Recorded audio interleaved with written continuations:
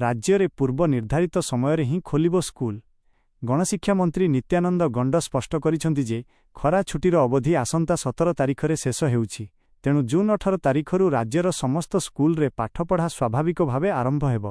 तेबे मंत्री कहिसेंति आगकू जदि असह्य गरम जारी रहे तेबे परिस्थितिर समीक्षा कराଯାई आवश्यक हेले परवर्ती निष्पत्ति नियाजिब। वर्तमान सुधा छुट्टी बढ़ाइबा नेई सरकारंक पक्षरु कौनसी नुआ घोषणा होई नाही। तेणु समस्त द्वंद्व दूर होईछि। आसंता जून 18 तारिखरू राज्यर छात्र छात्री माने पुणी स्कूल मुहां हेबे।